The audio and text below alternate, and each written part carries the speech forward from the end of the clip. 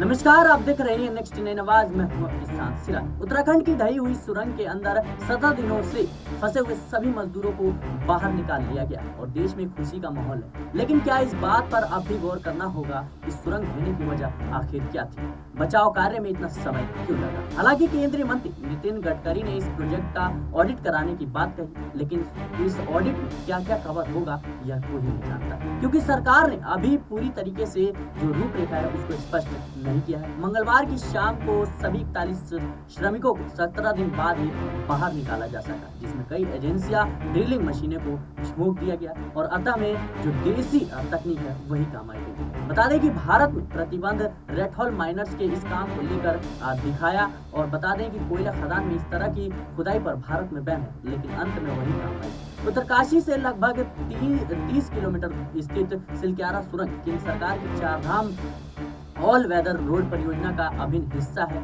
जो नाजुक हिमालयी इलाके में लगभग 889 किलोमीटर तक फैली है। यानी चारों धाम को एक रोड से जोड़ा जा रहा है। यह रोड हर मौसम में चलती रहेगी, लेकिन कुदरत के आगे किसकी चलती है? सुरंग बनाने की परियोजना पर काम हैदराबाद स्थित नवयुग इंजीनियरिंग कंपनी लिमिटेड कर रहा है, जिसने कथित तौर पर पहले भी ऐसी कई परियोजनाओं को संभाला है। हालांकि व्हाट्सएप यूनिवर्सिटी में नवी कंपनी को लेकर तमाम अफवाहें फैलाई गई। यहाँ हम उन पर बात नहीं करेंगे, क्योंकि उनमें जरा भी सच्चाई नहीं नजर आती। नवयुग कंपनी भारत में तमाम बड़े प्रोजेक्ट के अलावा कतर में भी काम कर रही है। 12 नवंबर को सुरंग का एक हिस्सा मुख्य एंट्री पॉइंट से लगभग 200 मीटर की दूरी पर ढह गया, जिसके अंदर काम कर रहे 41 मजदूर जो है वहीं पे दब गए। और बता दें कि लेकिन अब ध्यान इस बात पर केंद्रित करना होगा कि आखिर सुरंग के ढहने का कारण क्या था। यह घटना पहाड़ी क्षेत्रों में बड़े पैमाने पर विकास के खतरों को भी उजागर करती है, और जो भूकंपीय और भूस्खलन की संभावना वाले क्षेत्र हैं, बड़ी परियोजनाओं को पर्यावरण के नजरिए से तैयार किया जाता है। उन्हें पर्यावरण के हिसाब से सेफ्टी ऑडिट से गुजरना होता है, लेकिन सिलक्यारा सुरंग को इससे छूट मिली थी।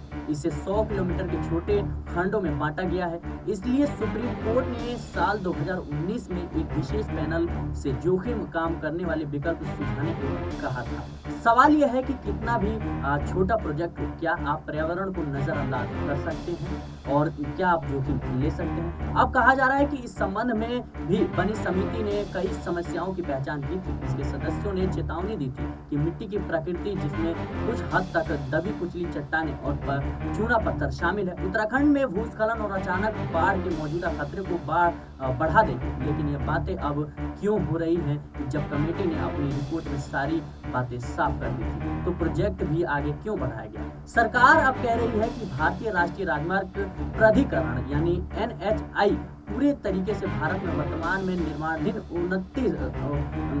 29 सुरंगों का ऑडिट करेगा। केंद्रीय सड़क परिवहन और राजमार्ग मंत्री नितिन गडकरी ने मंगलवार को कहा था कि यह पहली बार है जब ऐसी दुर्घटना हुई।